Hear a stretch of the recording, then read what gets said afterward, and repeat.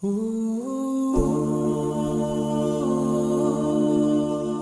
الله الرحمن الرحيم.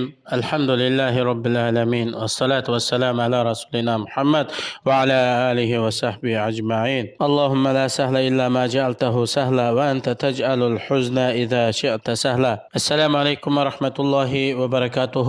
Hürmetli ustazlar ve kırındaşlar, Allah subhanahu ve teala her birinlarni her joyda xotirjam salomat qilsin. Allah subhanahu ve teala her birimizni o'zi yaxshi ko'radigan, rozi bo'ladigan amallarni qilishga muyassar qilsin. Bugungi darsimiz muvaffaqiyat qozong'uvchilarning sifatlari nomli darsimizningki 4-chi bo'limi. Biz ilgirki darsimizda Alloh yo'lida, ya'ni mu'minlar, haqiqiy taqvodor kishilar Alloh rizq qilib bergan narsalarning ba'zisini Alloh yo'lida nafiq qildi degan oyat ustida to'xtalgan. Hamda bu Alloh yo'lida nafiq qiluvchilarni, xayr ihson qiluvchilarni madhilagan, maqtagan oyatlar intayin ko'p. Bu oyatlarning qatoridan Alloh subhanahu va taolo Baqara surasida aytadi: "Allazina yunfiquna amwalahum fi sabilillahi thumma la yutbi'una ma anfaqu mannan wa la adha lahum ajruhum 'inda rabbihim wa la khawfun 'alayhim wa la hum yahzanun." Mallarini Alloh yo'lida sarf qilgan kishilar, ya'ni ular mal sarf bo'lgandan keyin Alloh yo'lida chiqim qilgan narsalarga, ya'ni minnatni ergashtirmaydi. Alloh yo'lida mol mulkini sarf qilib chiqim qilgandan keyin hargiz minnat qilmaydi yoki bir narsa bergan kishilarga azo yetkazmaydi. Shundaq shart bilan mol mulklarini Alloh yo'lida sarf qilgan kishilar uchun ularning ajr savobi ularning Robbining huzurida bo'ladi. Ularga qo'rqinch bo'lmaydi. Ya'ni qabr azobining qo'rqinchisi, qiyomatning qo'rqinchisi bo'lmaydi. Ular bearammi bo'lmaydi.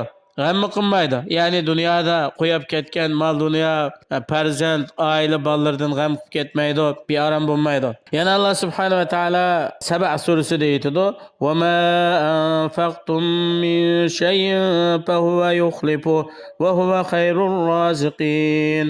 Har qanday bir narsani Alloh yo'lida nafiq qilsanglar, Alloh yo'lida chiqim qilsanglar, Alloh subhanahu va taolo uning o'rnini to'ldirib beradi.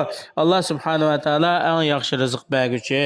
Yana Alloh subhanahu va taolo Furqon surasida shunday aytadi: "Vallazina idza anfaqu lam yusrifu va lam yafturu va kana bayna zalika qawama." Bu Alloh yo'lida mol mulkini chiqim qilganlar isrof qilib bak o'sha hammasini chiqim qilib etmaydi. Yoki nayti ching tutilib bexillikmi qilmaydi.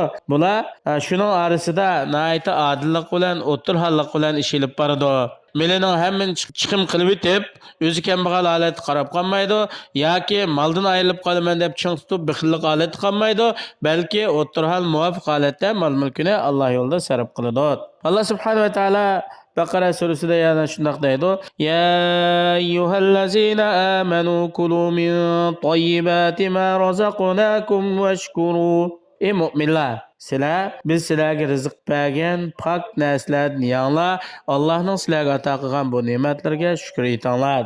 Allah subhanahu wa ta'ala yana aytadi: "As-sabirina was-sadiqina wal-qanitina wal-munfiqina wal-mustaghfirina bil-ashar."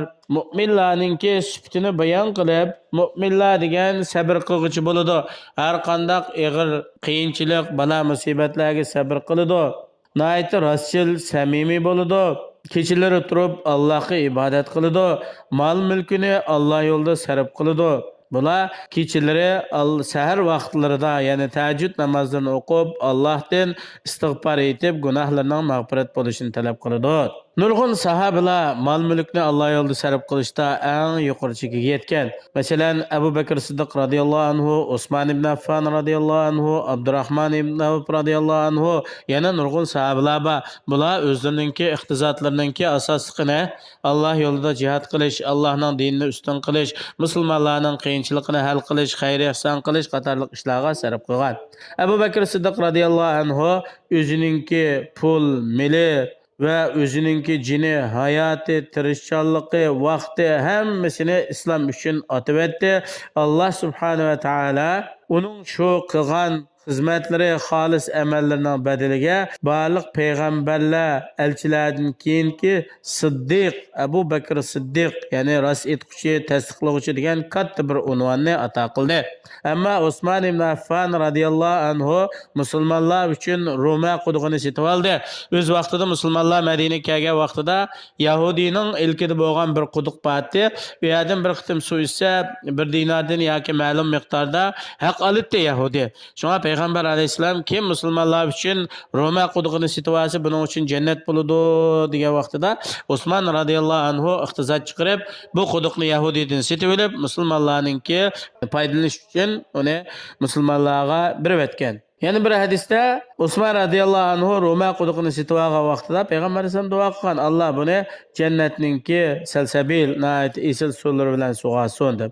Shunaqla Tabuk urushi intayin qiyinchilik bo'lgan va payg'ambar alayhisalom Usmon radhiyallohu anhu shu vaqtida ming tuga va otliq qo'shinni jabduydigan iqtizodni payg'ambar alayhissalomga akagan vaqtida Usmon bundan keyin hech qanday ish qilmasa buningga ziyon yetmaydi deb payg'ambar alayhissalom shunday degan. Bu hadisni Imom Termiziy, Imom Ahmad bayon qilgan.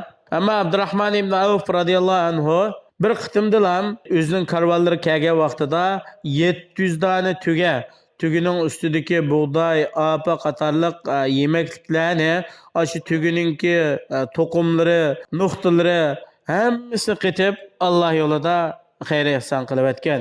Alloh subhanahu va taolo hammamizni sahobalarning rohidan o'ginib, Allah yolida Allah bizga ato qilgan mol mulkimizdan kuchimizning yetishicha o'zimizningki amaliy ahvoliga yarasha Allah yo'lida mol mulkni sarf qilib Allohning roziligiga erishishga, Allohning jannatiga erishishga muyassar qilsin. Assalomu alaykum va rahmatullohi va barakatuh.